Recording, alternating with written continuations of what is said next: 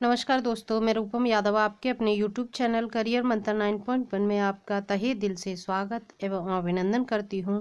तो दोस्तों, आज मैं लेकर आई हूं आपके लिए डॉक्टर रंजीत सिंह की TGT प्रैक्टिस पेपर सीरीज़, जो कि हमारी पहले से चल रही है, जिसमें हम 50 प्रैक्टिस पेपर्स कराएंगे, जिसमें ये प्रैक्टिस पेपर नंबर 4 है।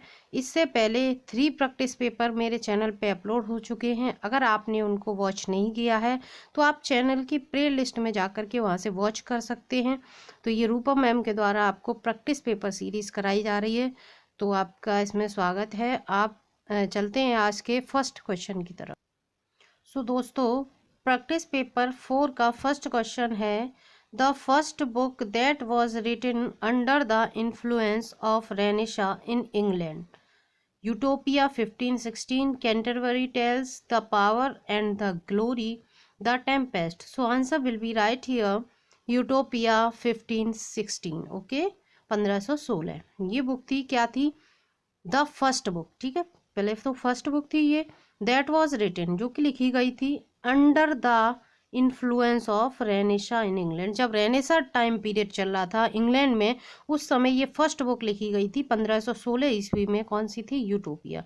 सो आप समझ गए होंगे। सो नेक्स्ट क्वेश्चन है, who wrote Utopia? Thomas Malory, Thomas More, Thomas Robb या Thomas Eliot? So answer will be right here B, Thomas More. ठीक है, थॉमस मूर की ये बुक है। और कब, कौन सी बुक है? यूटोपिया है। कब लिखी गई थी? 1516 में लिखी गई थी। कब लिखी गई थी? जब रेनेसा था, रेनेसा की इन्फ्लुएंस थी कहाँ पर? In England. ओके, सो आप सब समझ गए होंगे। मतलब रेनेसा के टाइम ड्यूरेशन में लिखी गई थी। किसके द्वारा लिखी गई थी? थॉमस मूर के द्वारा। ओके, सो सभी क्वेश्चन क्लियर हो गए होंगे आई थिंक।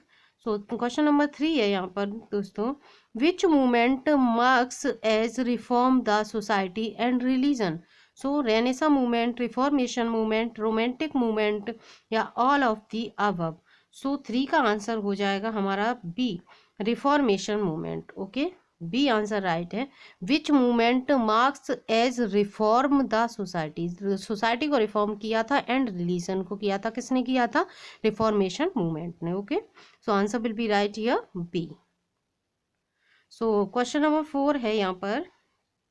4 क्वेश्चन नंबर है, which movement specially known for making religion free from corruption and superstitious thoughts? ठीक है, मतलब कौन सा मूवमेंट था जिसने स्पेशली, विशेषतः क्या किया? नोन जाना जाता है फॉर मेकिंग, बनाने के लिए, क्या? रिलीजन फ्री फ्रॉम, मतलब रिलीजन को बनाया फ्री, मुक्त बनाया। किससे? करप्शन से, सुपरस्टिशियस से या थॉट्स से। ठीक है, मतलब जो बुरी विचारधारा सी उससे मुक्त किया, और करप्शन जो भ्रष्टाचार फैला हुआ था उससे भी मुक्त किया। ठीक है, तो वो मूवमेंट किस लिए, कौन सा मूवमेंट जाना जाता है इन सब कामों के लिए? सो 4 का भी बी राइट हो जाएगा, reformation movement. Okay, so answer is right here B. Okay, so 5th question है, at the time of reformation movement English king was dominated by?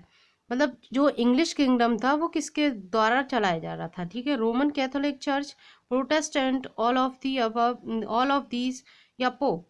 So 5th का आंसर हो जाएगा हमारा, आंसर ए हो जाएगा, Roman Catholic church के द्वारा। मतलब जब रिफॉर्मेशन मूवमेंट आया था तो उस समय यहाँ किसकी चल रही थी?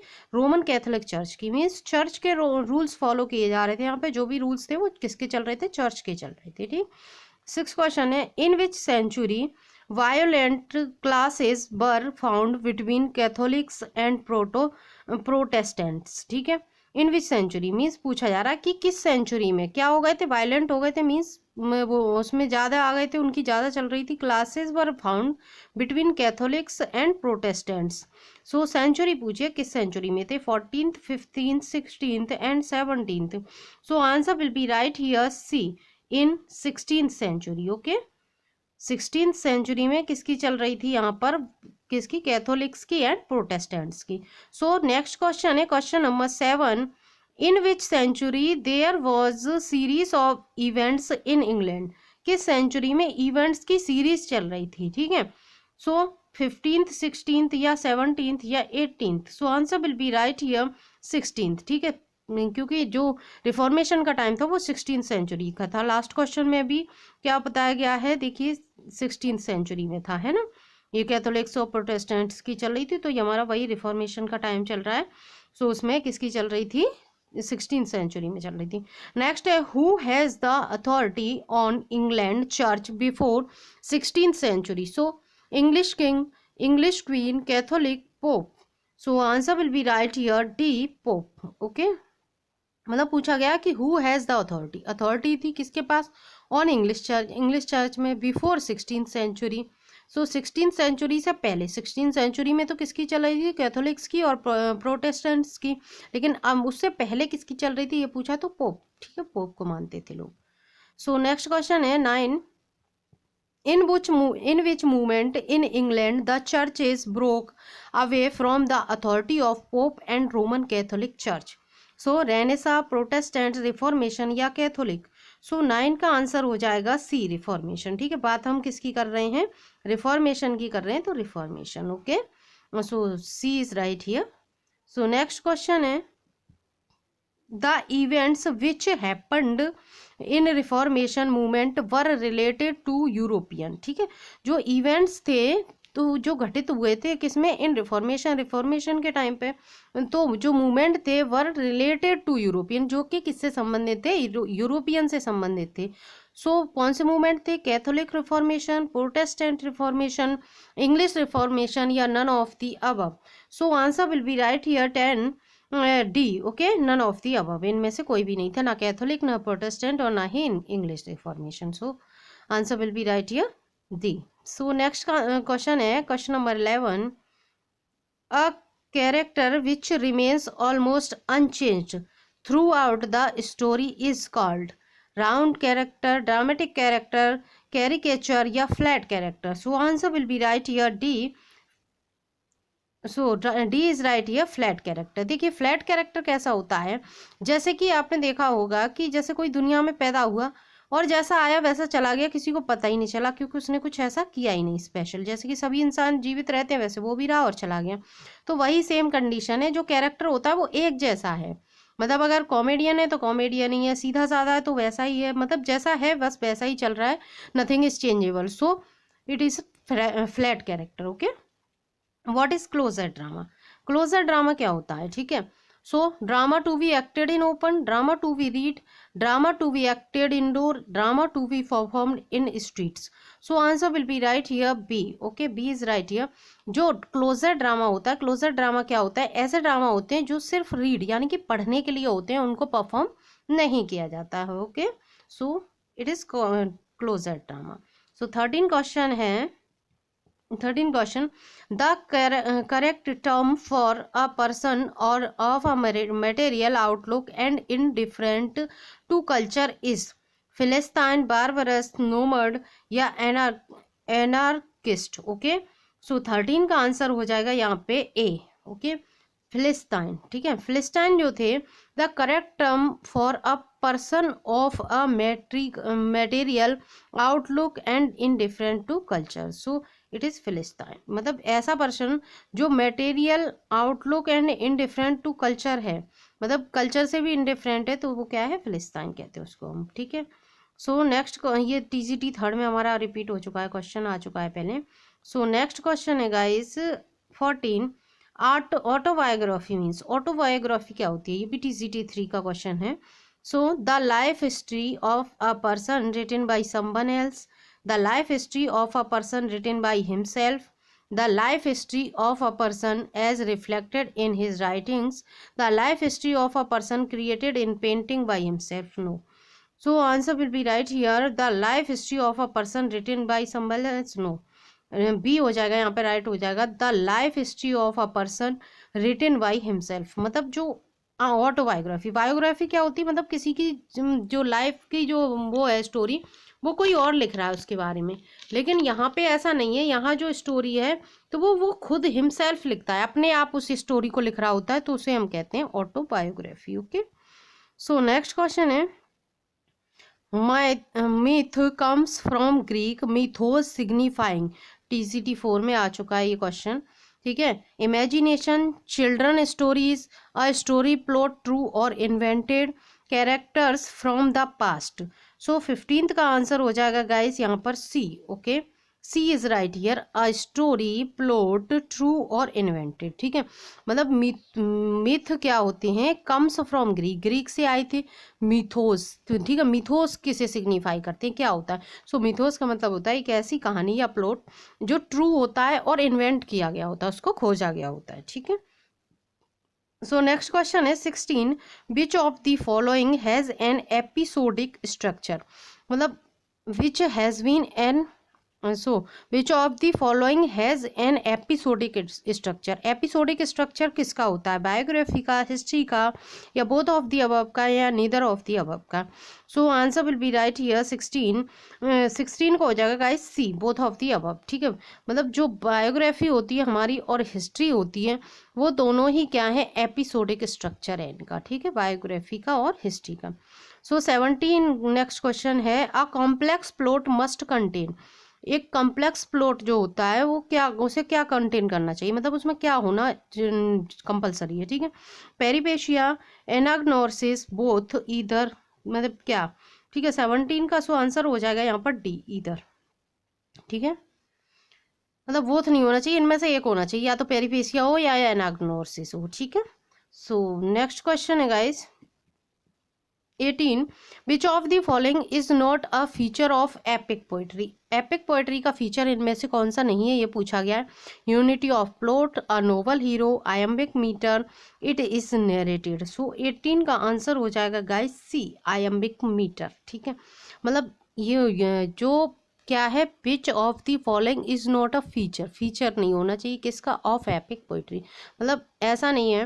देखिए यूनिटी ऑफ प्लॉट तो होना ही चाहिए, नोबल हीरो भी होना चाहिए, ये नरेटेड भी होनी चाहिए क्योंकि पोइट्री नरेटेड होती है, बट आयमिक मीटर हो ऐसा कोई कंपलसरी इसमें नहीं है। So answer will be right here सी।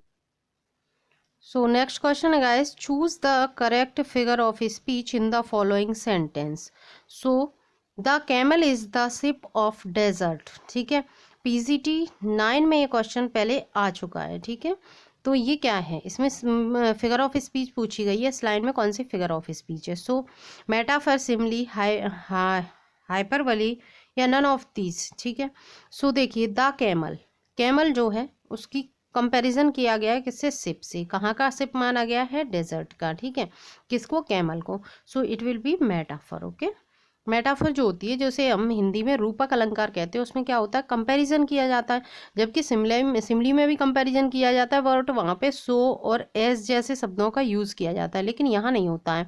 तो यही डिफरेंट होता है मेटाफर और सिमली में, से एम्प्लाइड सिमली भी कहते हैं। ठीक है, मेटाफर को। सो नेक्स्ट क्वेश्चन है guys 20, choose the correct figure of speech in the following line a sentence. Okay, so the quality of mercy is not strained, it droppeth as the gentle rain from heaven. सो 20 का answer हो जाएगा हमारा metaphor, hyperbole, snack dog या सिमली। अभी अभी मैंने जैसे बताया था आपको कि सिमली, सिमली में हमें क्या शब्द देखने को मिलते हैं, एज या सो, इस टाइप के शब्द मिलते हैं। तो यहाँ पे क्या हो रहा है, द क्वालिटी ऑफ मर्सी, जो मर्सी मीन्स दया की जो क्वालिटी है, इज नॉट स्ट्रेन, वो पहले से मतलब कोई बरसात नहीं होती है उसकी। इट ड्रॉप इथ मीन्स ये आती है कैसे, as the gentle rain from the heaven, means पैदा नहीं की जाती किसी के अंदर, पहले से ही जब भगवान मनुष्य को भेजते हैं तो उसके अंदर ही ये सारे गुण डाल के भेजते हैं, ये यहाँ पे कहा गया है। ठीक है, so next question guys 21, choose the correct figure of speech in following line. So like a patient etherized upon a table. So 21 का है मेटाफर, क्लाइमैक्स, सिमली या पर्सोनिफिकेशन। सो 21 का आंसर हो जाएगा हमारा सेम सिमली। ओके, क्योंकि इसमें भी क्या शब्द यूज हुआ है, लाइक। ठीक है, लाइक, एस, सो, इस टाइप के शब्द हमारे किसमें देखने को मिलते हैं, हमें सिमली में। ठीक है, सो नेक्स्ट क्वेश्चन है 22, the figure of speech in he is too fond of red tape. ठीक है, रेड टैप का वो बहुत शौकीन है, बहुत ज़्यादा शौकीन है। ठीक है, ये बताया गया है यहाँ पर। सो पीजीटी 10 में आया हुआ है सिमली, मेंटोनिम, ऑक्सीमोरन या पर्सोनिफिकेशन। सो 22 का हो जाएगा यहाँ पे मेंटोनिम। सो यहाँ पे कौन सी फिगर ऑफ स्पीच है, मेंटोनिम है। ही इज टू फॉन्ड, वो बहुत ज़्यादा शौकीन है किसका, रेड टैप का। ठीक है, नेक्स्ट क्वेश्चन है 23, the figure of speech in pluck from the memory a rooted sorrow is simile, ये भी पीसीटी 10 का क्वेश्चन है। देखिए, सिमली, मेटाफर, पर्सोनिफिकेशन, हाइपरबली, कौन सी है इसमें फिगर ऑफ स्पीच? तो यहाँ पे हो जाएगी हाइपरबली। क्या कहा गया है?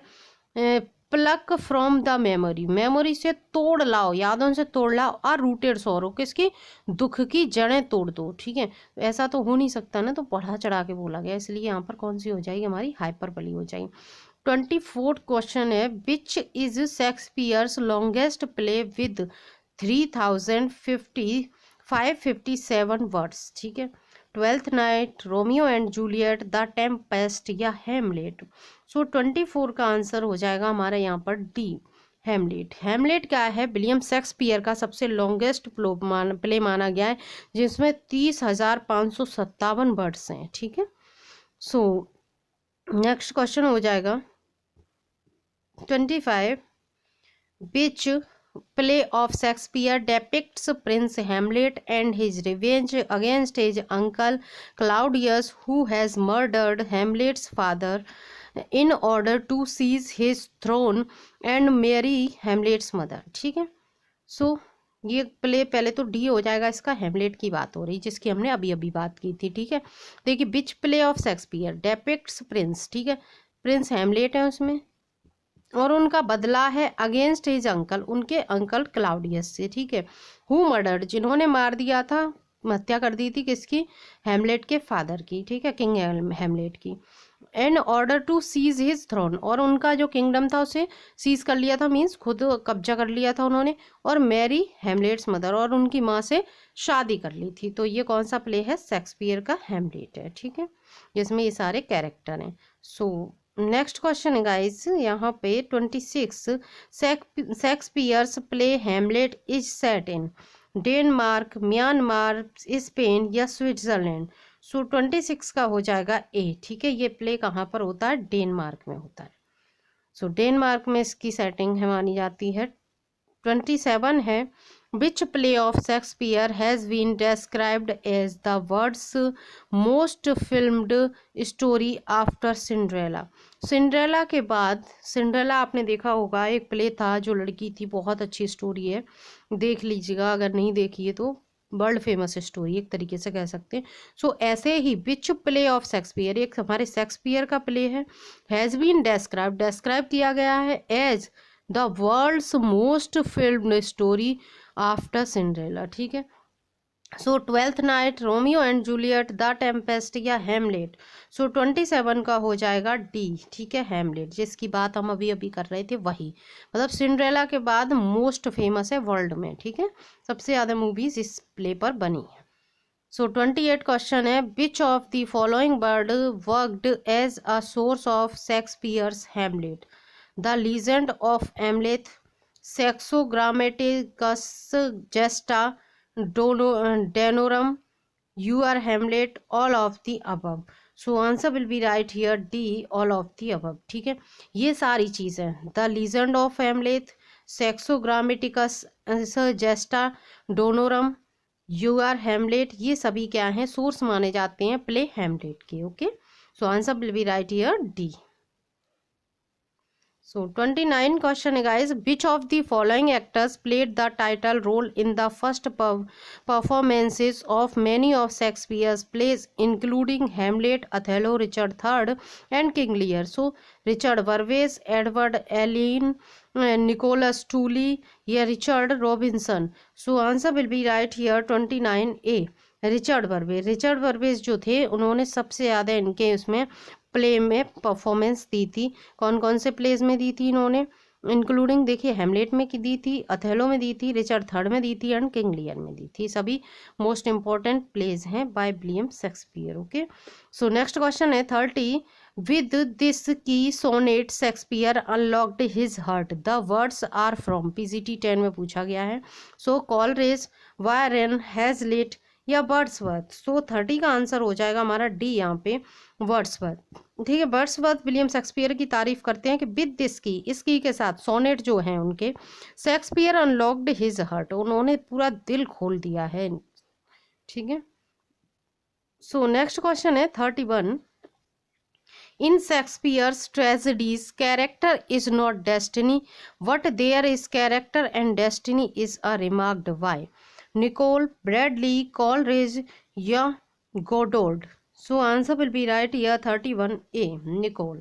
निकोल ने ऐसे कहा है इन शेक्सपियर ट्रेजेडी, शेक्सपियर की ट्रेजेडी में कैरेक्टर इज नॉट डेस्टिनी, ठीक है, what there is character and destiny is remarked by, ठीक है, निकोल के द्वारा। सो 32 है हाउ केम ही डेड, वह कैसे मर गया, ठीक है। I will not be juggled with, ठीक है। To hell ally allegiance was to the black cast devil is a speech in Hamlet spoken by, Hamlet में ये स्पीच दी गई है, बट किसके द्वारा दी गई ये पूछा है। सो हेमलेट, लियर्टीज, पोलोनियस या Claudius. So answer will be right here 32 B हो जाएगा, ठीक है, बी राइट है इसका, लियर्टीज ने ये स्पीच बोली है, ठीक है। सो नेक्स्ट क्वेश्चन है गाइस 33 का देखिए question, if music be the food of love play on give me excess of it, which play of Shakespeare opens with this line.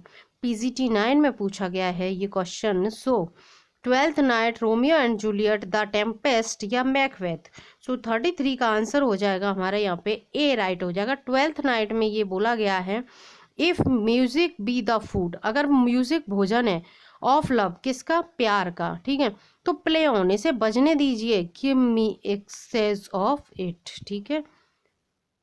34 है the time is out of joint O cursed spite that ever I was born to set it right, this speech is by Hamlet, King Lear, Julius Caesar या lady Macbeth. So 34 का A हो जाएगा, ये हेमलेट ने बोला है, ठीक है, हेमलेट ने बोला है ये।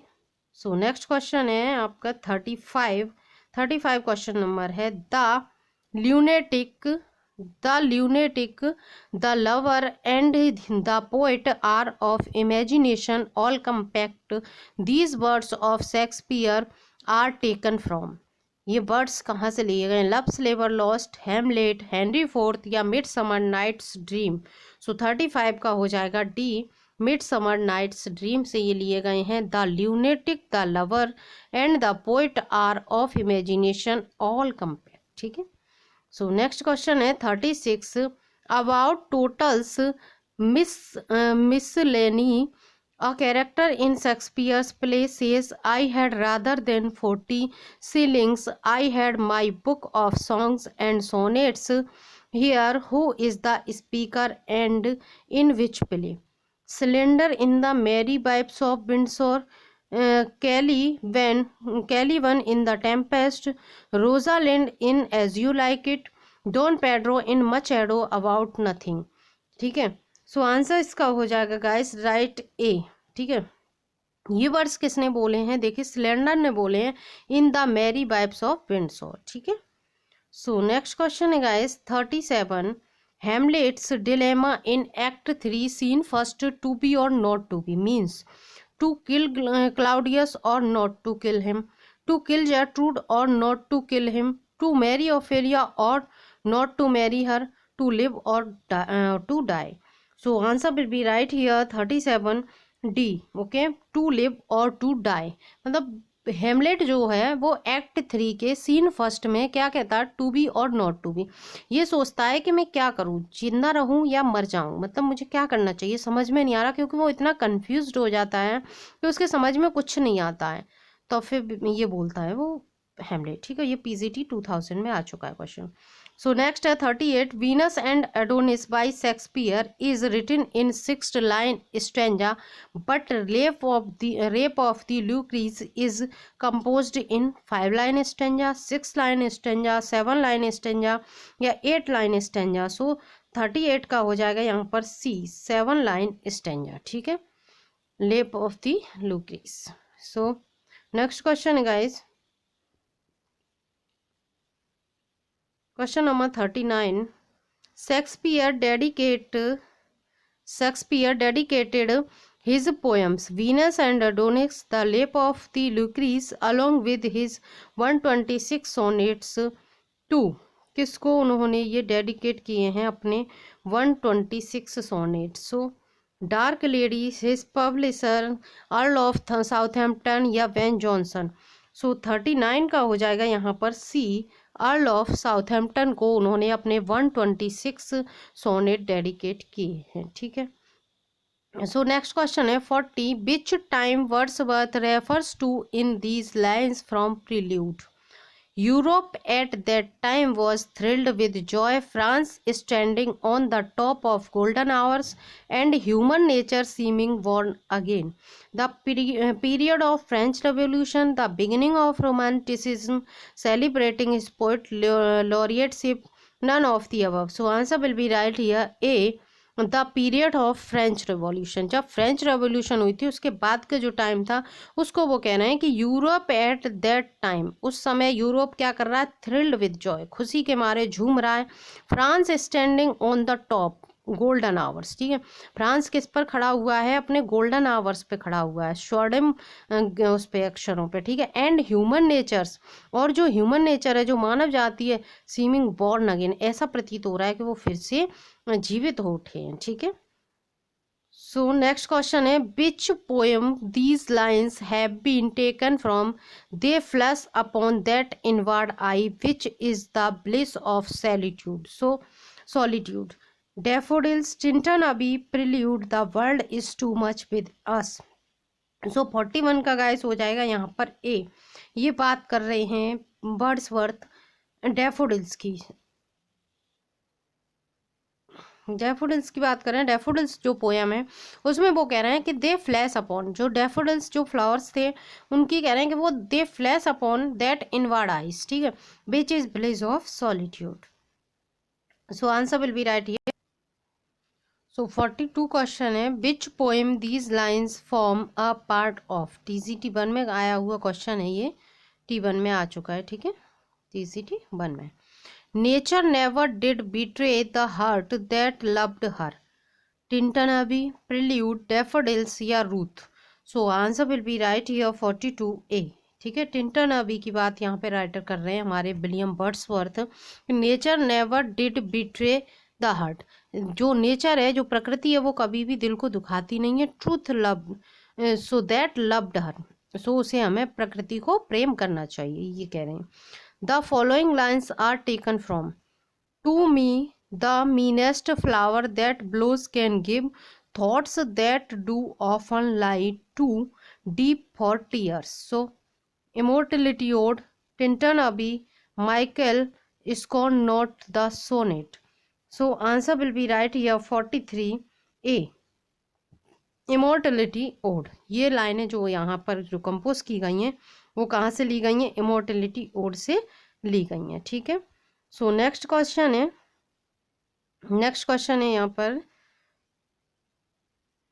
44, 43 हमारा हो चुका है। 43 yes, to me the meanest flower, ये हो गया। 44 का आंसर है who said it to me the meanest flower that blows can give thoughts that do often lie too deep for tears. ठीक है, John Keats, Alfred Tennyson, PB Shelley या none of the above. So answer will be right here 44D। ठीक है, none of the above. क्यों? क्योंकि जो लाइनें थी वो the words is too much with अस से ली गई थी, जो कि हमारे विलियम वर्ड्सवर्थ की पोएम है, तो ना कि इनमें से किसी की, तो इसलिए नन ऑफ द अबव है। ठीक है, वो आंसर में नहीं है ऑब्जेक्ट में। 45 है in which poem Milton has given his views on poetry. So Lycidas, Paradise Lost, Paradise Regained या सैमसन एगनिस्ट। सो 45 का हो जाएगा गाइस ए, लिसिडस। लिसिडस में उन्होंने अपने व्यूज दिए हैं किस पर? On poetry. ठीक है, किसने दिए? मिल्टन ने। सो नेक्स्ट क्वेश्चन है the meaning of L'Allegro is. L'Allegro जो पोएम है मिल्टन की, तो उसका मीनिंग क्या है एल एलिगरो का? इल और पेंसिव मैन, हैप्पी और cheerful, man of jolly nature, man of reserved nature. So 46 का आंसर हो जाएगा यहाँ पर बी, बी इज राइट, यह हैप्पी और चीयरफुल। ठीक है, एल एलिगरो का मतलब क्या है? हैप्पी और चीयरफुल मैन। ठीक, the meaning of second Penseroso is. So L and pensive man, a happy man and ugly man, a very handsome person. So answer will be right here 47 का ए। ठीक है, ए right हो जाएगा यहाँ पे। इल on and पेंसिमैन, जो second पेंसरोसो और L एलिगरो इन्हें सिस्टर्स पोएम बोला जाता है मिल्टन की। सो देखिए, एल एलिगरो का मीनिंग क्या हो गया, दोनों आपके सामने, हैप्पी और चीयरफुल। और सेकंड पेंसरोसो का मतलब क्या है, इल एंड पेंसिमैन। जैसे कि पेंसरोसो तो पेंसिमैन है, इस तरीके से आप याद रखिएगा। ठीक है, नेक्स्ट है 48। 48 है, the titles of L'Allegro and second Penseroso are taken from musicology, philosophy या सोशियोलॉजी या mythology. So answer will be right year 48 A. ठीक है, म्यूजिकोलॉजी, म्यूजिकोलॉजी से टाइटल्स लिए गए किसके, L'Allegro and second Penseroso के। ठीक है, सो नेक्स्ट क्वेश्चन है 49। 49 क्वेश्चन है, who said about Milton, this man cuts us all out and the ancient too. ठीक है, किसने मिल्टन के बारे में ये शब्द कहे हैं। सो John Dryden, Alexander pope, Thomas Gray या डॉक्टर जॉनसन। सो 49 का हो जाएगा गाइस ए, जॉन ड्राइडन। जॉन ड्राइडन ने ये शब्द बोले हैं मिल्टन के बारे में। क्या बोले, this man cuts us all, इस मैन ने हम सभी को पीछे छोड़ दिया, एंड द एंशिएंट टू, और जो पिछले थे उन सबको भी पीछे छोड़ दिया। सो 50 क्वेश्चन है, which poems of John Milton are full of Elizabethan spirit, joys in nature. So Horton poems, poems after getting blind, poems written after coming from prison, poems written during commonwealth period. Which poems of John Milton are full of Elizabethan spirit. ठीक है, कौन सी poem Elizabethan spirit से भरी हुई है, Joyce in nature, और nature में Joyce है। सो 50 का आंसर हो जाएगा यहाँ पर राइट ए, हॉर्टन पोएम्स। ठीक है, जो इनकी मिल्टन की कौन सी हॉर्टन पोएम्स थी, उनको क्या कहा गया था, एलिजाबेथन स्पिरिट से फुल थी वो, और जॉयस नेचर की थी। ठीक है, सो 51 है, which one of these described Milton's Paradise Lost as the dream of a Puritan fallen asleep over his Bible. So Lamartine, J.C. Ranson, Northrop Frye, Jacques Derrida. So answer will be right here A, Lamartine. Lamartine जो थे उन्होंने describe किया था क्या, Milton की Paradise Lost को, as the dream of a Puritan fallen asleep over his Bible. ठीक है, सो नेक्स्ट क्वेश्चन है guys 52, Areopagitica is all about. Areopagitica जो है वो किस बारे में बात करती है, TCT 13 में पूछा गया है। Freedom of press, freedom of man, freedom of women या फ्रीडम ऑफ रिलीजन। सो इन्होंने बात की है इसमें फ्रीडम ऑफ प्रेस के बारे में। किसने की है, हमारे जो वो है मिल्टन, उन्होंने बात की है फ्रीडम ऑफ प्रेस के बारे में, किसमें, एरोपेजिटिका में। सो नेक्स्ट है, at what age Milton wrote his ode on the morning of Christ nativity.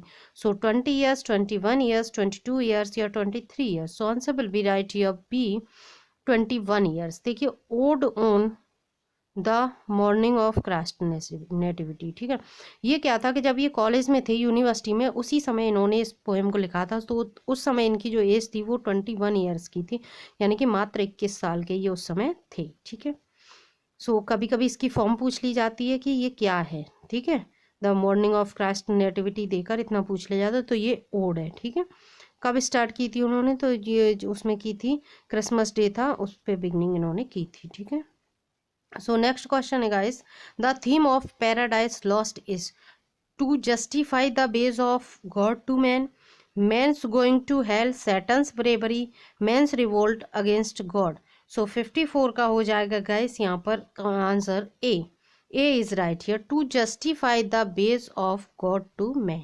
ठीक है, पैराडाइज लॉस्ट की ये थीम है।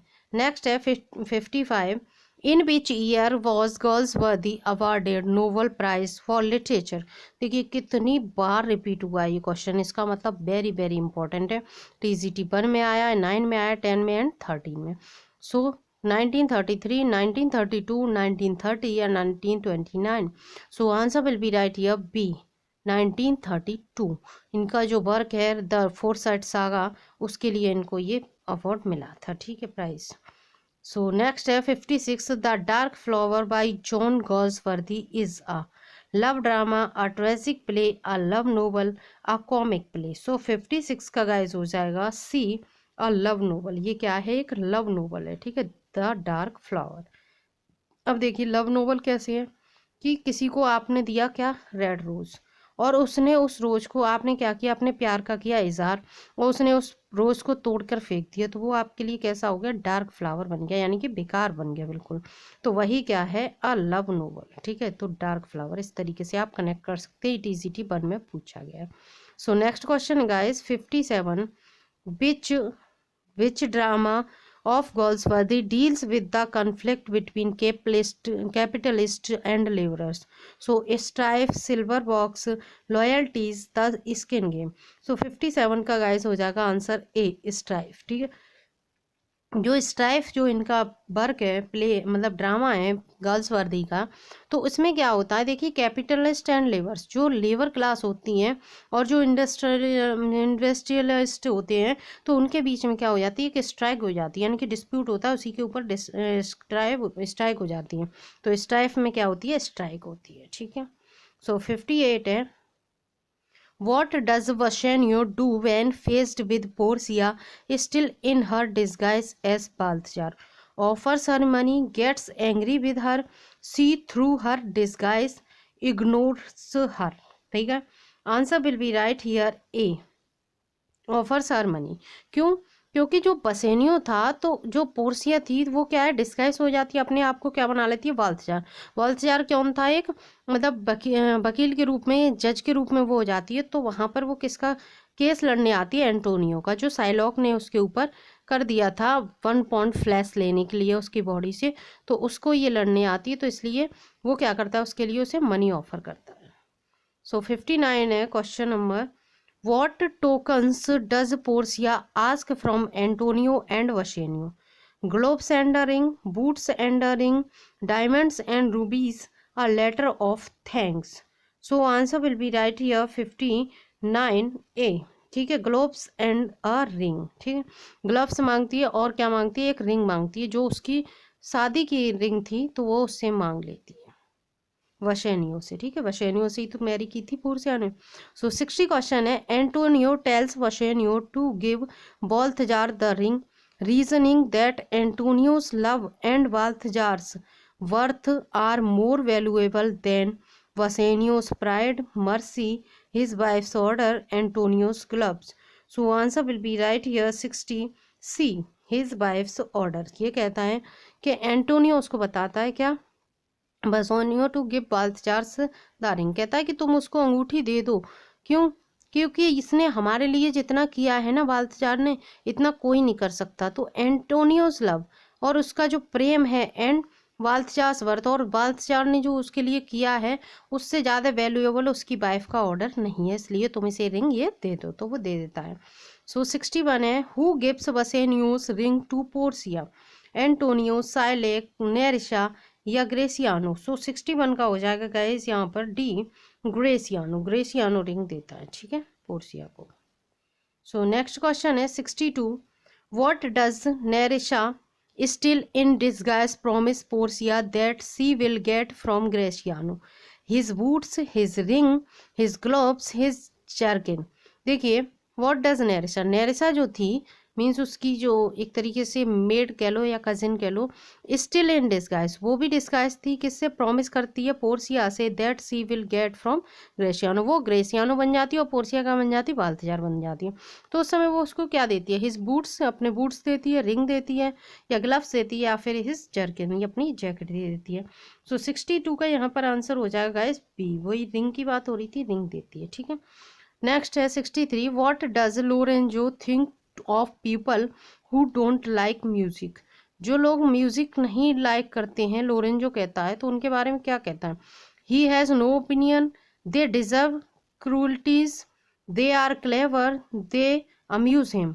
So answer will be right here 63 B, 63 का हो जाएगा बी, दे डिजर्व क्रूअल्टीज। वो कहता है कि जो लोग म्यूजिक पसंद नहीं करते हैं वो किस लायक हैं, वो क्रूरता को सहन करने के लायक ही हैं, ठीक है, जो म्यूजिक पसंद नहीं करते। नेक्स्ट है 64, what does Portia believe makes the music C and Nerissa hear more beautiful? They lonely setting her victories, her intellect, the night. So answer will be right here 64 D, her the night. ठीक है। The पोर मतलब क्या होता है कि what does Portia, Portia believe करती है makes the music C and Nerissa hear more beautiful the night, मतलब नाइट को और ज़्यादा खूबसूरत बना दिया किसने, म्यूजिक ने। सो 64 है, why does Nerissa chastise her husband Gratiano who has given away her ring. ठीक है, नेरिशा कहती है चेस्टाइज करती है हर हस्बैंड अपने हस्बैंड ग्रेसियानो को, who has given away her ring, और जो उसको रिंग देता है, for hurting her feelings, for breaking his promise, for being so careless, for not selling it. So 65 का गाइज हो जाएगा यहाँ पे B, for breaking his promise. Gratiano से कहती है नेरिसा कि तुमने मेरा प्रॉमिस जो है वो तोड़ दिया है। ठीक है, नेक्स्ट क्वेश्चन है 66, what does Antonio offer as bond against any future infidelity by Gratiano और वसेनियो। ठीक है, what does Antonio offer, Antonio offer करता है his soul, his estate, his flesh, या chest of gold. So answer will be right here 66, 66 का guys हो जाएगा ए, his soul. ठीक है, नेक्स्ट है 67, what fortunate event happens to Antonio at the end of the play Merchant of Venice. ठीक है, सो क्या होता है इसके एंड में, प्ले जो है Merchant of Venice, Shylock dies, he marries Portia, his ships come in, he becomes a duke, मतलब किसके साथ होता है, इवेंट हैपन होता है किसके साथ, एंटोनियो एट द एंड। ठीक है, of the play. So his ships come in, उसके जो शिप थे वो कम वापस आ जाते हैं, उसको ये न्यूज़ मिलती है एंड में प्ले के। ठीक है, सो 68 है, who is Orsino in love with the beginning of the play, Olivia, Viola, या मारिया, या मालवोलियो। सो 68 का हो जाएगा गाइस ए, ओलिविया। ठीक है, हु इज ऑर्सिनो, ऑर्सिनो है जो लव करता है किससे, beginning of the play Olivia से। ठीक है, ऑर्सिनो। 69 है, complete the quote, if music be the food of love play on, क्योंकि पीछे ही क्वेश्चन निकल के गया है किसमें था कि if music be the food of love play on, अगर म्यूजिक क्या है, प्रेम का भोजन है, तो इसे बजने दीजिए। सो 70 क्वेश्चन है, where does Twelfth Night take place setting, Twelfth Night जो प्ले है उसकी सेटिंग कहाँ पे होती है, इंग्लैंड, इलीरिया, रूरिटेनिया, या डेनमार्क। सो 70 का गाइस हो जाएगा यहाँ पे बी, इलीरिया। जो इसकी सेटिंग है ट्वेल्थ नाइट की वो कहाँ पर है, इलीरिया में मानी जाती है। ठीक है, सो 71 क्वेश्चन है, why is Olivia unwilling to receive any visitors, जो ओलिविया है वो किसी भी विजिटर से मिलना क्यों नहीं चाहती, she is hideously deformed, she is terribly shy, she can not speak, या she is in mourning for her dead brother. So answer will be right here D. She is in mourning. Mourning मतलब morning MORNY नहीं है, mourning ये है MO missing हो गया, MOURNING। ठीक है, ये वाला है, इसे कहते हैं हम दुख। ठीक है, तो वो क्या है, शोक मनाना चाह रही थी, अपने जो मृत भाई था उसका ब्रदर था, तो इसलिए उसने कितना 7 ईयर्स तक किसी से भी बात करने या मिलने से इनकार किया था।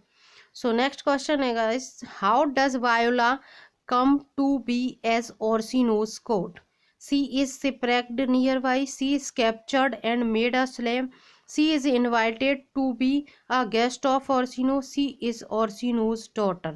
सो answer will be right here 72 का A, she is shipwrecked nearby, वहाँ पे उसका जो वायोला थी उसका शिपरैक हो जाता है वहीं पास में, तो वो क्या करती है कि वहाँ पर ही फिर उसे काम ढूंढना पड़ता है, क्योंकि वो जब जिंदा रहना है तो कुछ ना कुछ उसको करना पड़ेगा। सो नेक्स्ट क्वेश्चन है 73, why is Sir Andrew Aguecheek staying at Olivia's home, he is her uncle, he is trying to court Maria, he is trying to court Olivia, या ही इज मालवोलियोज ब्रदर। सो 73 का गाइज हो जाएगा यहाँ पर C, he is trying to court Olivia, ठीक है। Sir Andrew ऑक्चिक जो थे वो ओलिविया को क्या करना चाहते थे, शादी करना चाहते थे, इसलिए वहां पर रुके हुए थे। नेक्स्ट है how does voila disguise her self. Voila थी जो उसने अपने आप को क्या बना लिया था, she puts on makeup to make herself resemble an old man, she dresses like a man, she shaves her head and wears a false beard, या she does not disguise her self.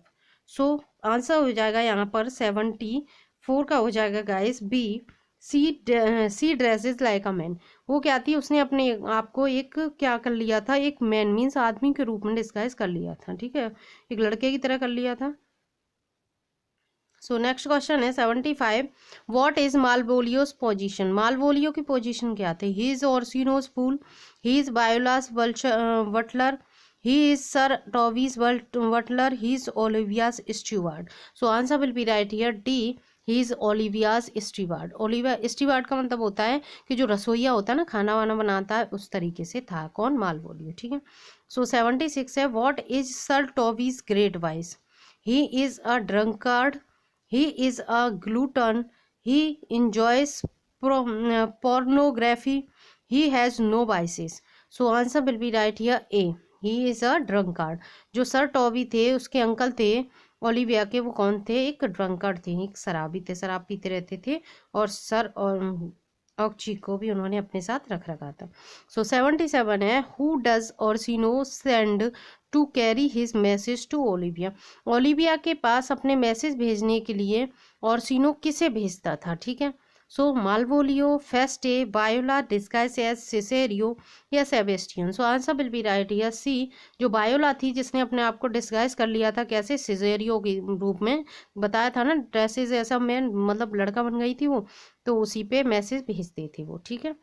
अब देखिए 78, an indirect word और expression that you use instead of a more direct one when you are talking about something that is unpleasant और embarrassing, the use of such expressions is called, ठीक है, inoffensiveness, soothing word, sugar coating, या euphemism. So answer will be right here D, euphemism. Euphemism क्या होता है, मतलब जो जैसे कोई अनप्लीजेंट बात कहनी है आपको, जैसे आपको कहना है कि उसकी मृत्यु हो गई, ठीक है, तो आप ऐसा ना बोल के कहते हैं कि वो भगवान को प्यारे हो गए, तो इस तरीके के शब्द जो आप कहते हैं जो इंसान को मधुर लगे सुनने में, तो दैट इज यूफेमिज्म, ठीक है। So next question guys 79, an agreeable, pleasing and harmonious sounds is called cacophony, homophony, polyphony, या euphony। So answer will be right here 79D, okay, euphony। जैसे euphemism होता है ऐसे ये है कि pleasing and harmonious, अच्छा लगे वो साउंड, कौन सी होती है, euphony। सो नेक्स्ट क्वेश्चन है question number 80, a critical explanation और interpretation of a text specially of scripture Bible, ठीक है, उसे क्या कहते हैं। सो एक्सेजेसिस, मेटामोरफोसिस, एनालिसिस, या surrogacy. So answer will be right here 80A, exegesis, ठीक है, उसे हम क्या कहते हैं, अ क्रिटिकल एक्सप्लेनेशन, एक क्रिटिकल एक्सप्लेनेशन होती है, ठीक है, और इंटरप्रिटेशन होती है of a text specially of a scripture Bible की, ठीक है, उसको हम क्या कहते हैं, exegesis is right here. Next है 81 क्वेश्चन है, a funny play for the theatre full of ridiculous situations so called, उसे क्या कहते हैं, इंटरल्यूड, मास्क, मास्टरी प्लेस, या farce. So answer will be right here D, farce. ये क्या होते हैं, मतलब एक फनी प्ले होता है for the theatre full of ridiculous situations, ठीक है, जो कि कॉमेडी से भरा हुआ है, उसे हम क्या कहते हैं, फार्स बोलते हैं। नेक्स्ट है 82, a short piece of writing at the beginning of a book, sometimes praised by a famous person or someone who is not the writer, ठीक है। सो फॉरवर्ड, प्रीफेस, एपिलॉग, या prologue. So answer will be right here 82 का हो जाएगा guys ए, forward, ठीक है, इसे क्या कहते हैं हम, फॉरवर्ड कहते हैं। नेक्स्ट क्वेश्चन है 83, A literary device that can be defined as poetry that is free from limitations of regular meter or rhythm and or does not rhyme with fixed forms. So blank verse, free verse, terza rima या empty verse. So answer will be right here 83B free verse. ठीक है, मतलब जिसमें क्या नहीं है, एक literary device है, कैसी है, can be defined as a poetry, poetry को डिफाइन करती है, but that is free, free है वो किससे, लिमिटेशन से, रेगुलर मीटर से और रिदम से, and does not rhyme with fixed forms. ठीक है, राइम्स भी नहीं है फिक्स्ड फॉर्म में, तो उसे हम क्या कहते हैं, फ्री वर्स कहते हैं। नेक्स्ट है free verse is also known as what, blank verse, verse libre, loose poem या free poem. So answer will be right here 84B verse libre. ठीक है, जो फ्री वर्स होता है उसे हम वर्स लिब्रे भी बोलते हैं। नेक्स्ट है 85 अ पर्टिकुलर टाइप और style of literature, art, film और music that you can recognise because of its special characteristics. So what, gender, genre, genesis या variety. So answer will be right here 85 to genre, it called genre. अब particular type होता है एक, ठीक है, style of literature होती है, art होती है या फिल्म और म्यूजिक भी हो सकता है, दैट यू कैन रिकॉग्नाइज, जिससे आप पहचान सकते हैं, because of its special characteristic genre. Okay, genre का मतलब होता है, जैसे कि आपने देखा होगा कि बॉलीवुड में जो मूवीज आती हैं, ठीक है, तो जो गोविंदा की मूवीज आती थी वो मोस्टली कैसी होती थी, कॉमेडी फिल्में होती थी। कहते थे ना, कॉमेडी, गोविंदा क्या है, कॉमेडी बहुत अच्छी करता है, तो दैट इज जेनरा। ठीक है, मतलब जो कुछ है, जैसे कि कोई मान लीजिए आ गई कॉमेडी की, आ गई कोई ट्रेजेडी पे आ गई, जैसे कि बाहुबली थी, तो वो कैसी थी, हिस्टोरिकल मूवी थी, तो इस तरीके से वो उसका क्या था, जेनरा था। सो 86 है a character fault or a mistake that causes someone to fail or be destroyed. So hemorrhagia, tragic straw, error या blunder.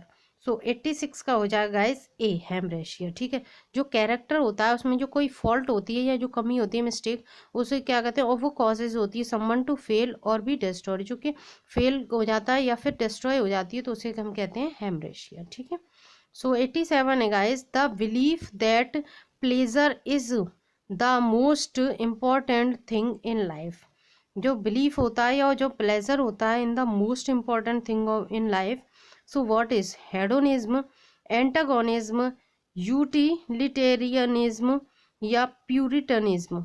So answer will be right here 87 का ए, हेडोनिज्म। ठीक है, pleasure is the most important thing in life. So next question है 88 Shakespeare was buried in the Church of the Holy Trinity, Stratford upon Avon, although his monument was erected in Westminster Abbey, Globe Theatre, New Palace या none of the above. So guys 88 का हो जाएगा ए, Westminster AB. ठीक है, क्योंकि जो हमारे William Shakespeare थे वो कहाँ के रहने वाले थे, स्ट्रेटफोर्ड अपॉन अवॉन के। ठीक है, तो वो क्या था, वेस्टमिंस्टर एबी में था।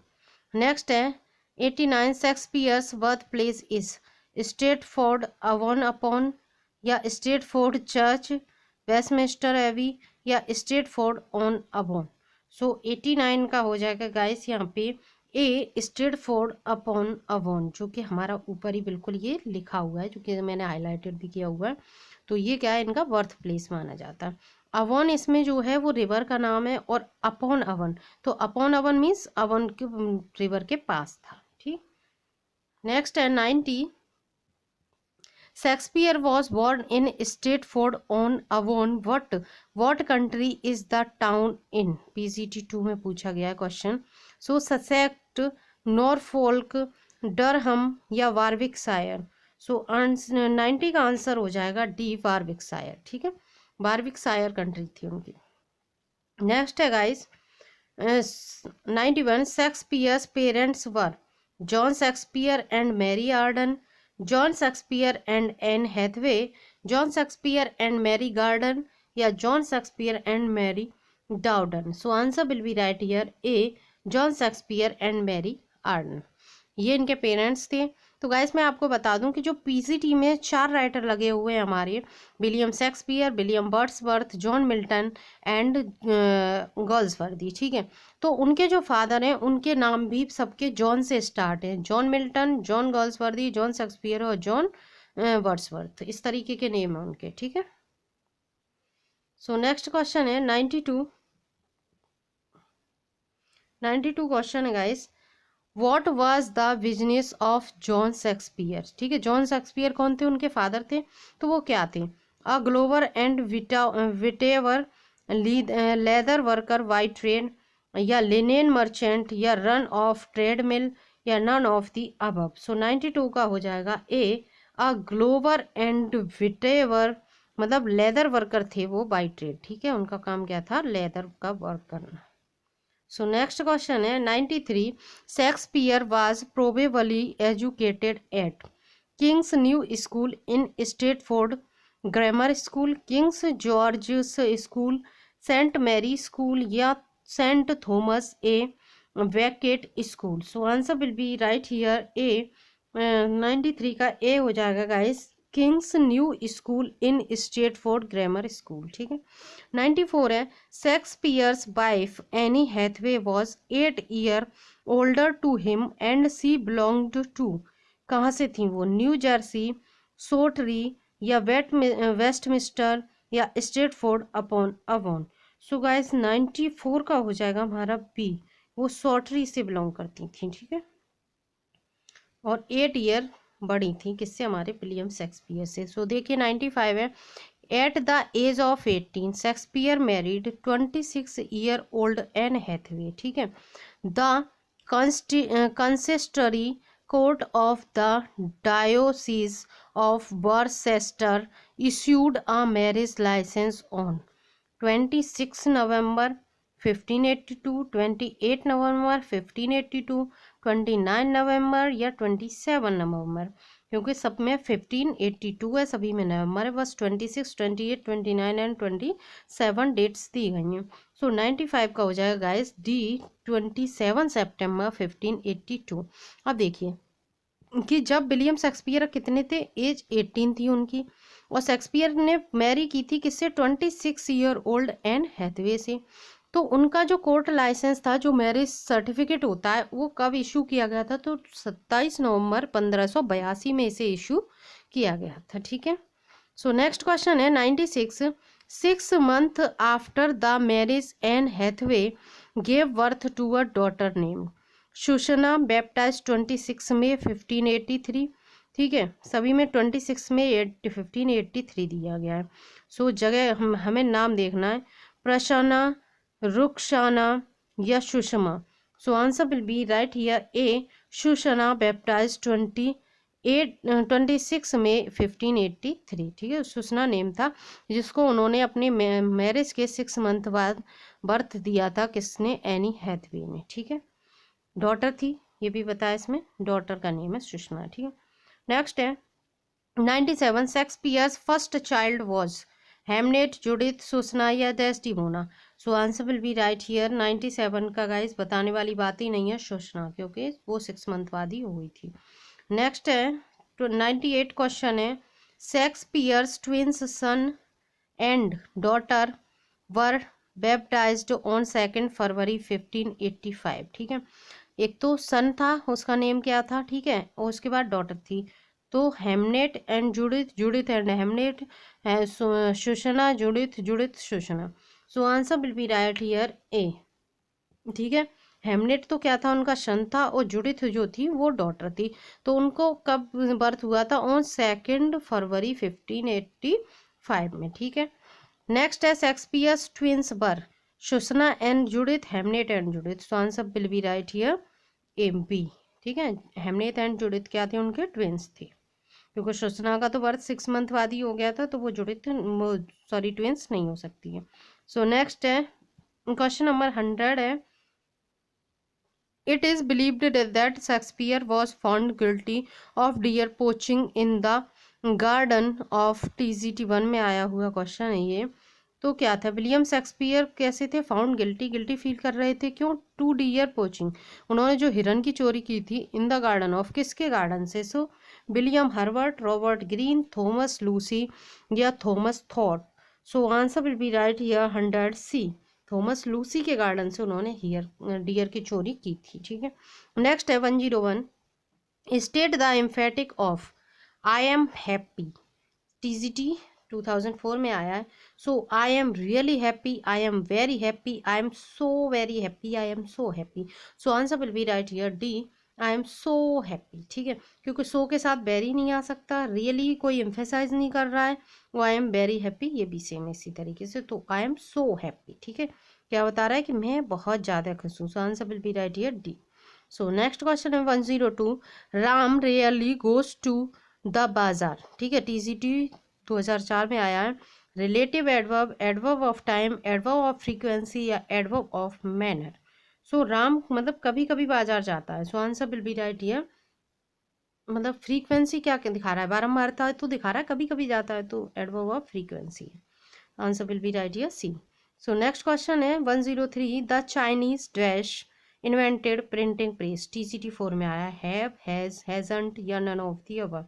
सो answer will be right here A, have, क्योंकि जो प्रिंटिंग प्रेस का इन्वेंशन किया था चाइनीज ने, तो वो प्रिंटिंग प्रेस तो अब भी है ना, ऐसा तो है नहीं कि अंत हो गया, तो इसलिए ये क्या है, इसमें प्रेजेंट फॉर्म दिखाई जाए, टीजीटी 4 में आ चुका है क्वेश्चन, इंपॉर्टेंट है। नेक्स्ट है the baby has dash up, waken up, awaken up, woken up या अवेक्ड अप।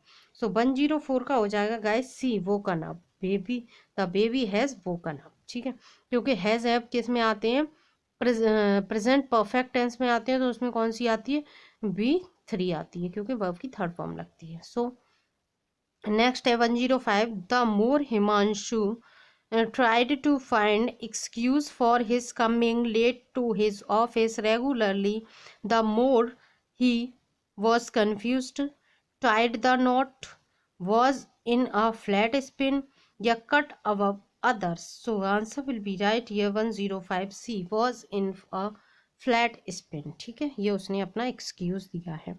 नेक्स्ट है 106, Barcelona dash the world to the Montjuic stadium. So TCT 5 में आया हुआ है, ब्रोट, टुक, वेलकम्ड या welcome. So answer will be right here 106 का C, welcomed, Barcelona welcomed the world to the Montjuic stadium. Okay, so next question है 107, yesterday at school I dash by the echo of a roar of laughter। so TGT 5 में आया है, were startled, was startling या were startling। so answer will be right here B, was startled। yesterday at school I was startled by the echo of a roar of laughter। ठीक है, सो 108 है, one who is engaged in fighting a battle और वार।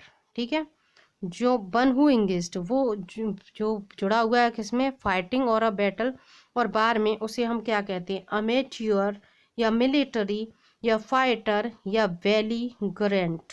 ठीक है, so answer will be right here D, valley grant. ठीक है, next है 109, one who is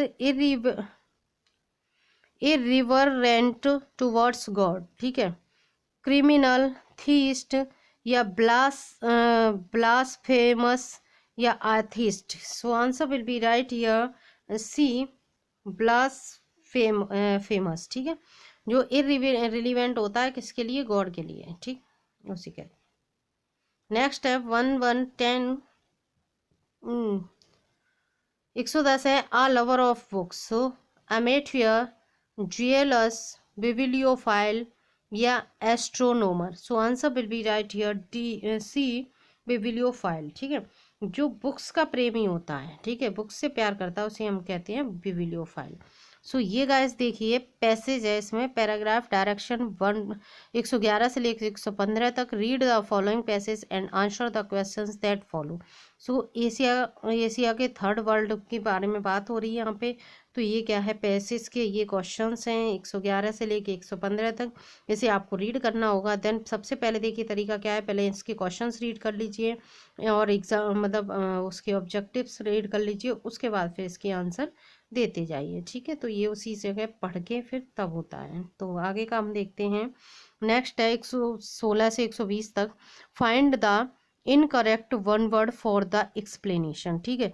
हमें इसमें एक वन वर्ड सर्च करनी है, ठीक है। कैसा करना है, इनकरेक्ट सर्च करना है। तो मतलब एक इनकरेक्ट होगा, बाकी सभी करेक्ट होंगे। सो देख लेते हैं हम। 116 है, person who is against ordinary society specially dressing, ठीक है। Hippie, person who is always dissatisfied, malcontent, person who is made to bear the blame, scape bear, ठीक है। नेक्स्ट है, नेक्स्ट डी है, person who kill others for political reason, assassin. So यहाँ पे हो जाएगा गाइस, देखिए सी जो है वो गलत है, स्केप बियर नहीं होता है। ये person who is made to bear the blame, ये स्केप बियर नहीं होता है। बाकी सभी करेक्ट है इसमें। Person who is against ordinary society specially dressing, ठीक है, वो अगेंस्ट रहता है तो उसे कहते हैं हिप्पी। और जो हु इज ऑलवेज डिससेटिस्फाइड, वो हमेशा डिससेटिस्फाइड मीन्स असंतुष्ट रहता है, उसे कुछ भी कर लीजिए तो उसे हम कहते हैं मालकोंटेंट। और देखिए person who kills others for political reason, जो मतलब राजनीति के लिए किसी को मार सकता है उसे क्या कहते हैं, असेसिन कहते हैं, ठीक है। So C is right here. Next question है 1117, ये भी सेम है। Person who lives alone and avoids other people, जो पीजीटी 10 में पूछा गया है। तो देखिए उसे हम क्या कहते हैं, रिक्लोज कहते हैं। Person who loves nature, aesthete कहते हैं उसे। Person who makes love for amusement, जो उसे कहते हैं philanderer. Person who pretends to have more knowledge, PGT 5 में आया है, शार्लेटन कहते हैं। तो इसमें रॉन्ग कौन सा है हमारा, यही रॉन्ग है, शार्लेटन्स वाला, डी रॉन्ग है, ठीक है। बाकी सभी करेक्ट हैं। जो पर्सन लिव्स अलोन, अकेला रहता है और अवॉइड करता है सभी को, उसे क्या कहते हैं, रिक्लोज कहते हैं। जो पर्सन नेचर से लव करता है उसे कहते हैं एस्थेट। और person who makes love for amusement, amusement से जो लव करता है उसे कहते हैं फ्लैंडरर। अब देखिए नेक्स्ट है 118 है, person who regards the whole world as his country, जो पूरे संसार को अपना अपना मतलब कंट्री समझता है, अपना देश समझता है, वो कौन है, कॉस्मोपॉलिटन, ठीक है। Person with a beautiful hand writing, calligrapher सही है। Person without manners, rustic. या persuasive and fluent speech, elegance. So answer will be right here D, यही गलत है। बाकी देखिए जिसकी इस मतलब राइटिंग हैंड राइटिंग सुंदर होती है उसे कैलीग्राफर बोलते हैं हम, ठीक है। और person who regards the whole world, पूरे संसार को अपना देश मानता है, वो कौन सा होता है, कॉस्मोपॉलिटन होता है, ठीक है। और पर्सन विदाउट मैनर, जिसमें मैनर नहीं है उसे हम क्या कहते हैं, रस्टिक कहते हैं, मतलब रूड टाइप का होता है ना, जिसको सभ्य असभ्य कह सकते हैं वो, ठीक है। 119 है, देखिए फिजिशियन हु डिलीवर्ड बेबीज, मतलब एक फिजिशियन है जो कि बच्चे मतलब पैदा करते हैं, ऐसे डॉक्टर जो होते हैं उनको क्या कहते हैं, obstetrician. Place which provides both board and lodging, inning कहते हैं उसे। प्लांट्स एंड वेजिटेशन, फ्लोरा कहते हैं। Poem narrating a popular story, ballad कहते हैं। अब देखिए इसमें इनकरेक्ट कौन सा है, सो इनकरेक्ट हो जाएगा हमारा B, place which provides both board and lodging, तो उसे इनिंग नहीं कहती है, ठीक है। अब देखिए फिजिशियन हु डिलीवर बेबीज, जो बच्चे पैदा करने वाले डॉक्टर होते हैं उन्हें क्या कहते हैं, ऑब्स्टेट्रिशियन कहते हैं हम, ये करेक्ट है। प्लांट्स एंड वेजिटेशंस को फ्लोरा कहते हैं।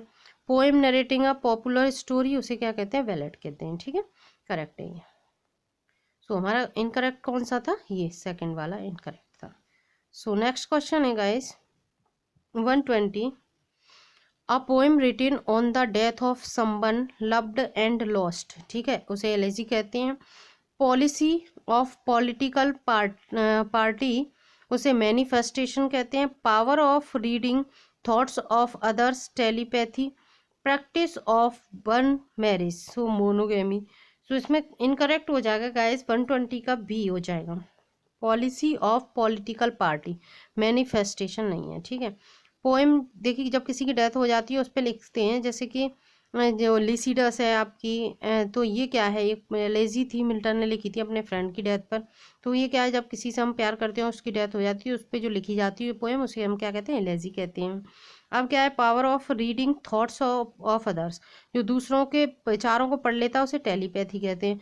प्रैक्टिस ऑफ वन मैरिज, अब जो वन मैरिज करता है उसे क्या कहते हैं, मोनोगेमी कहते हैं। ठीक है, नेक्स्ट है 121 और 22 है, find the foreign expression with incorrect meaning. ठीक है, पोस्ट मेरिडियम को कहते हैं PM afternoon, post mortem after death, examination of dead body autopsy कहते हैं।